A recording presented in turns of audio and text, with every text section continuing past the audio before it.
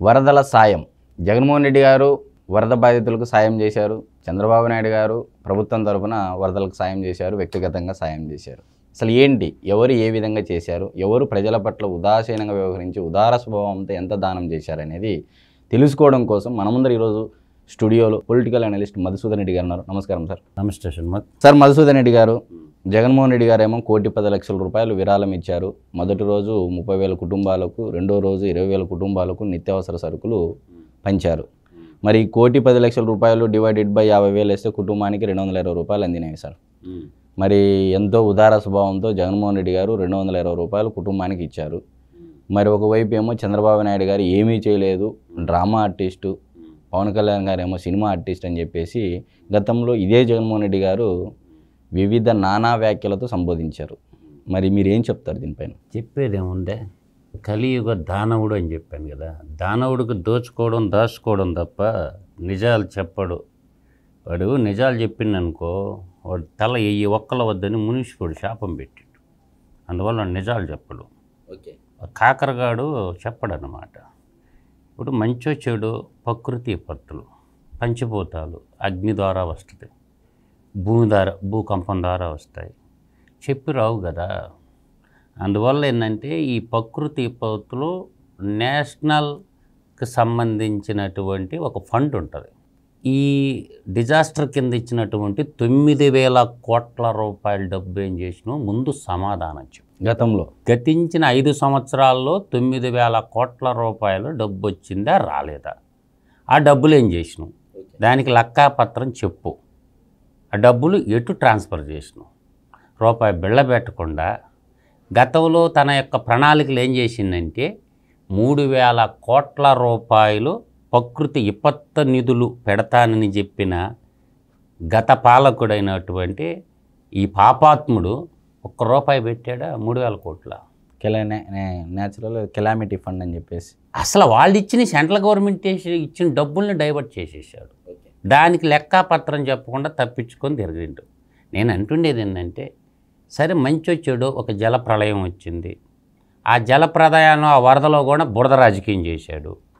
సరే, ప్రకృతి విపత్తులని ఎవరున్నా సహజంగా జరుగుతాయి. ఆ జరిగిన వాటి మీద ప్రజల పక్కన మానవతా దృక్పథంతో చిన్న స్కూల్కి వెళ్ళే పిల్లలు కూడా సాయం చేస్తుండ్రు. కానీ ఈ దానవుడికి, ఈ కలుడికి, ఈ జగనాసురుడికి మనసు లేదని చెప్పడానికి కనీసం కంపెనీలు బెదిరించి పార్టీ ఫండ్ రూపంలో 368 కోట్ల రూపాయలు తీసుకున్నాడు. దాంట్లో ఏమన్నా ఇవ్వచ్చుగా షణ్ముఖు. అంటే ఇచ్చే గుణం లేదు. యాళ్ళు ముసుగులో ఎంత దోచేసిండనే సంగతే వాళ్ళ యొక్క ప్రేత జర్నలిస్టులాగా మారిపోయి, వాడు ప్రేత జర్నలిస్టులో పీత జర్నలిస్టులుగా మాడిపోయి ఈడు జలగలాగా తయారయ్యి దోసింది ఎంత? దాంట్లోదైనా ఇవ్వచ్చు. లేదు అంటే వారి కంపెనీలు ఉండేగా. ప్రజల నీళ్లు వాడుకున్నాడు, ప్రకృతి వర్షానికి సంబంధించిన నీళ్లు వాడుకున్నాడు, ప్రజలందరి ఆస్తులైన గనులు దోచుకున్నావు, కరెంటు ప్రజలందరిది వాడుకున్నావు. వీటన్నిటి మీద కూడా సోషల్ రెస్పాన్సిబిలిటీ యాక్ట్ ఉంది. నీ కంపెనీల ద్వారా వచ్చే దాంట్లో నెట్ ఇన్కంలో 5% ఖర్చు పెట్టమని ఉంది. ఆ డబ్బులు తీసి ఖర్చు పెట్టినా కూడా ఎంతో దాదాపుగా 1,000 కోట్లు ఇచ్చినా ఇవ్వాల్సి వచ్చి ఉండేది. అంటే ఈ కలియుగ దానవుడికి తీసిపారే ఇంకోని. వాడి గురించి రోజు చెప్పుకున్నాలంటే మన నాలుకే సిగ్గేస్తుంది మాలాంటి వాళ్ళకి. తర్వాత ఇప్పుడు వచ్చింది, ఇప్పట్లో మనకే 179 సచివాలయాల పరిధిలో సబ్మర్జర్డ్ అంటే నీళ్ళల్లో మునిగినటువంటి గ్రౌండ్ ఫ్లోర్లో ఉన్నటువంటి ప్రతి 179 సచివాలయ పరిధిలో ఉన్నటువంటి ప్రతి ఇంటికి 25,000 రూపాయలు ప్రకటించింది ప్రభుత్వం.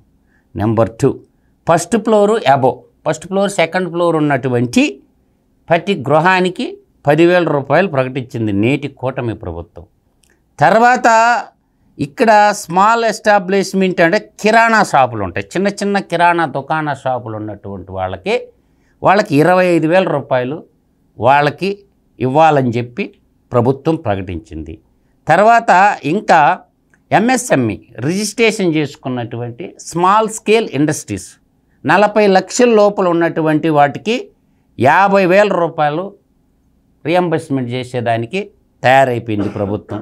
తర్వాత 40 లక్షల నుంచి 1.5 crore దాకా ఉన్నటువంటి పరిశ్రమలకి కొంచెం స్వాంతన చేయూత అందించడం కోసం 1,50,000 రూపాయలు ఇవ్వడానికి నేటి కూటమి ప్రభుత్వం నిర్ణయించింది.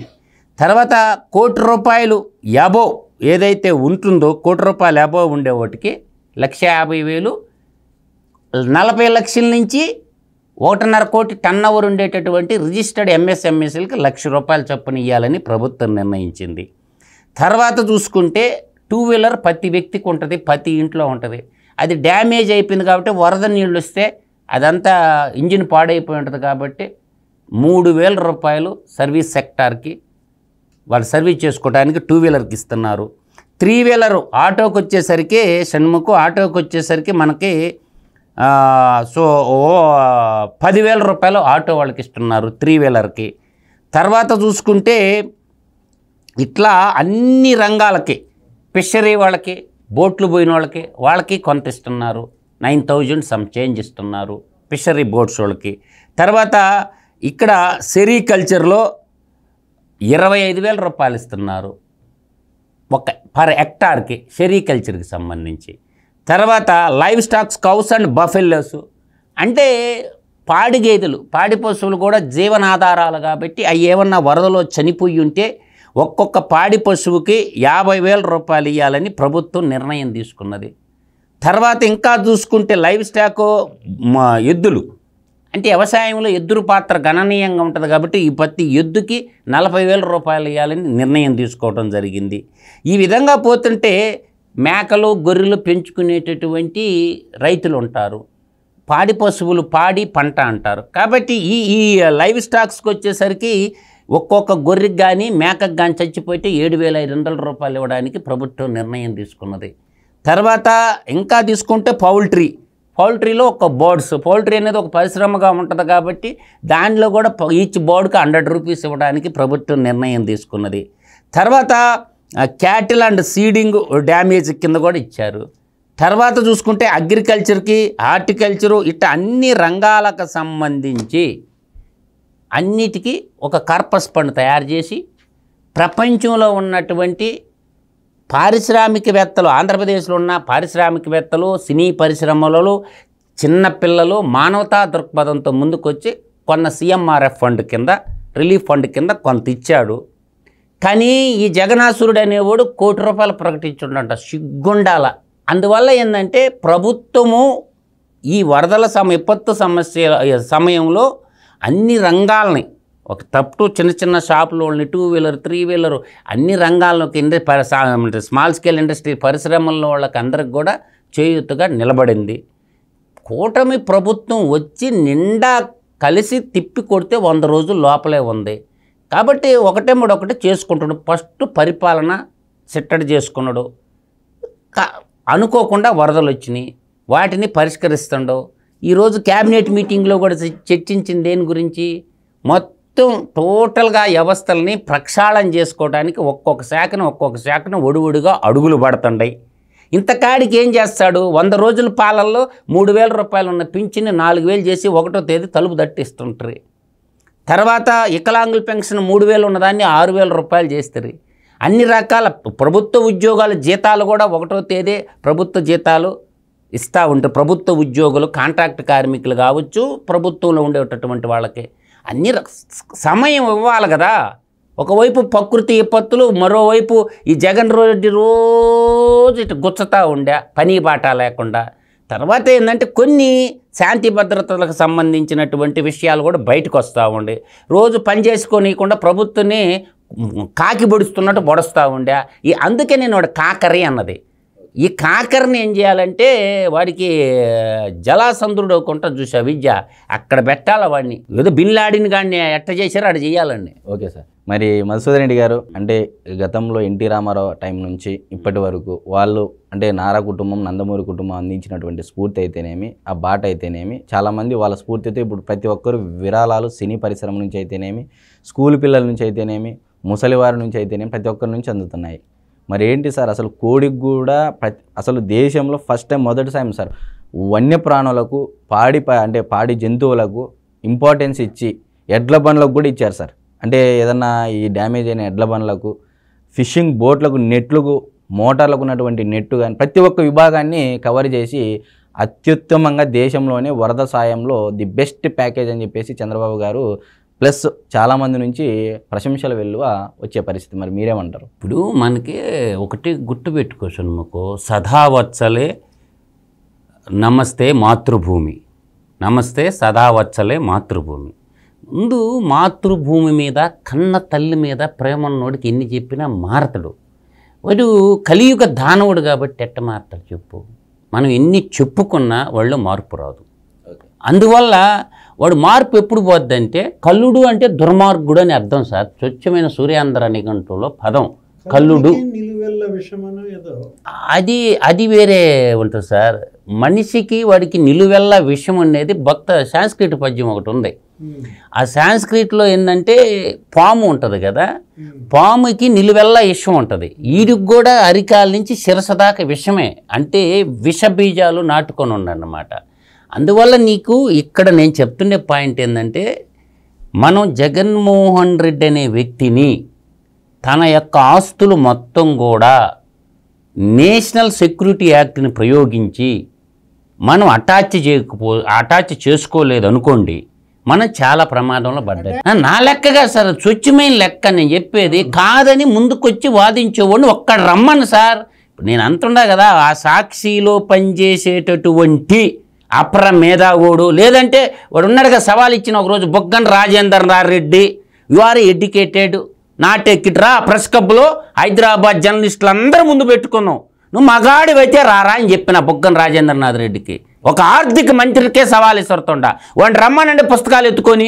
వాడు 5 ఏళ్ళు ఆర్థిక మంత్రిగా ఉన్నాడు కాబట్టి బొగ్గన రాజేంద్రనాథ్ రెడ్డి నేను చెప్పే లెక్కలో ఒక్క అక్షరం తప్పైనా సరే, ఒక్క అంకె తప్పైనా సరే కాదని చెప్పమని వాడే ప్రవేశపెట్టింది కదా. నా దగ్గర 10 బడ్జెట్ పుస్తకాలు ఉన్నాయి, ఆ పుస్తకాల్లో తీసి వాడే ప్రవేశపెట్టింది కదా అసెంబ్లీలో. వాడే సరైన మొగుడు నాకు, వాడు రావాలా. లేదంటే ఉండవల్లి ఓసరవల్లి కాడు ఉండడు కదా, ఉండవల్లి అరుణ్ కుమారు పెద్ద మొత్తం ఒకడు ఉన్నాడు కదా, వాడు పార్టీకి ఒత్తాస బల, వాడు తీసుకొచ్చుకోమను. లేదంటే కేఎస్ఆర్ గారిని తెచ్చుకోమని చెప్పు. లేదు ఇంకొకడు ఉండడు 100 కోట్ల రూపాయలు కొట్టేసినటువంటి దేవులపల్లి రామారాయణ గాడు, వాడిని రమ్మని చెప్పు. కాదని నిరూపించమని నేను అంటున్నా కదా. ఇప్పుడు నేను అనేది ఏంటంటే, పెద్ద మనుషులు ముసుగు దొగిలించుకొని ఎన్ని కోట్లు కొట్టేశారు వీళ్ళు, వాటన్నిటికీ ఇంత ఎవిడెన్స్తో నీ ముందు పెడుతుండా కదా. 100 కోట్ల రూపాయలు దేవులపల్లి రామారాయణ గాడు కొట్టేసిండే నేను అంటుండా. కాదని ఆర్థిక మంత్రి బొగ్గన రాజేంద్రనాథ్ రెడ్డి చెప్పగలడా? లేదు వాడి దగ్గర బడ్జెట్ పుస్తకాలు ఉన్నాయి కదా, ఎత్తుకో రమ్మని చెప్పండి. నేను చెప్పిన అక్షరాల్లో ఏదైనా ఒక్క అంకె తప్పు ఉందేమో చెప్పేది మళ్ళీ చెప్తున్నారు కదా సార్. అసలు వీళ్ళు ఏమీ చేయట్లేదు, అంతా మేమే చేస్తున్నాం వరదలు అన్నట్టు చెప్తున్నారు, విమర్శలు చేస్తున్నారు. మరి 100లో 60% వీళ్ళకైతే 40% మరి మధుసూదన్ రెడ్డి గారు సారు ఒక పాయింట్, మంచి పాయింట్ తీశారు. 40% అనే నిధులు ఇవ్వకపోతే ఎన్ని చారులు చెప్పినా అది ఒకటే మాట, వాడు కలియుగ జగనాసురుడు, కలియుగ దానవుడు, కలియుగ కల్లుడు, కలియుగ కాకరై. కాబట్టి వాడికి ఎన్ని నానార్థాల పేర్లు పెట్టినా తెలిసి మీరు జగన్మోహన్ రెడ్డి నామస్మరణ చేసినంత విధంగా రాష్ట్రంలో ఏ పొలిటికల్ అనలిస్ట్ కూడా చేయదని నాకు అనిపిస్తుంది. కలియుగ జలగన్న అని కూడా చెప్పొచ్చు. జలగ ప్రజల రక్తాన్ని తాగద్దు, కానీ అది ప్రజల సంపదని జలగలాగి రక్తం దాగి బతకద్ది. వీడు ప్రజల ఆస్తులు కొల్లగొట్టి బతుకుతుండవు. అంటే వీడు ఫ్లైట్లో తిరగటానికి వీడు దోవ ఖర్చులకు డబ్బులు లేవు కదా, వీడిని ప్రజలు మొయ్యాల. వాడిని ఎత్తిన ఈ కలియుగ దానవుడిని ప్రజలు మొయ్యాల, అంతే తప్ప ప్రజల గురించి, ప్రజల సంక్షేమం గురించి వాడికి పట్టదు సార్. ఇప్పుడు మళ్ళా కేంద్రానికి గతంలో ఏదో అంటే వరల్డ్ బ్యాంక్కి రాశాడు, ఇక్కడ ఏదో ల్యాండ్ ఆర్డర్ లేదు, నిధులు ఇవన్నీ అసలు ఏంది రాష్ట్రం అంతా అల్లకల్లోలంగా ఉంది అన్నట్టుగా లేఖ రాశాడు. మరి ఏంటి సార్ ఇప్పుడు కేంద్రానికి ఎల్లై ఉండని పుల్లై ఉండని ప్రత్యేక హోదా కోసం పోరాడతామని అన్నటువంటి కనీసం వరద బాధితుల కోసము కేంద్రానికి ఇన్ని కోట్లు ఇవ్వండి అని చెప్పేసి కూడా ఒక బహిరంగ లేఖ కూడా రాయలేదు సార్. వాడు దుష్టు అది కాదు, కలుడు కాకపోతే యూట్యూబ్ వాడికి ఉత్తరాలు రాశా, వరల్డ్ బ్యాంక్ వాడికి ఉత్తరాలు రాశా. వాడు మంచి చేయకపోయినా పర్వాలా, వాడు చేయకపోయినా పర్వాలా, వెనక పక్కన చేరుకొని రాసేదినో లెటర్లు సీక్రెట్గా మెయిల్లోనూ ఇన్స్టాగ్రామ్లోనూ మెయిల్లో పెడతా ఉండదు కదా. అంటే ఒక ప్రతిపక్ష నాయకుడికి ఉండాల్సినటువంటి లక్షణము సలక్షణము వాటిలో ఒక్కటన్నా ఉన్నాడు దగ్గర, ఒక్కటి కూడా లేదు. ఇంకొకటి చెప్తాను షణ్ముఖు, ఇక్కడ మీరు బాగా అర్థం చేసుకోవాలి. వీజీ వెంకటరెడ్డిని సముద్రయానం గుండా సరిహద్దులు దాటిచ్చినటువంటి కలుడీడు చెన్నై నుంచి.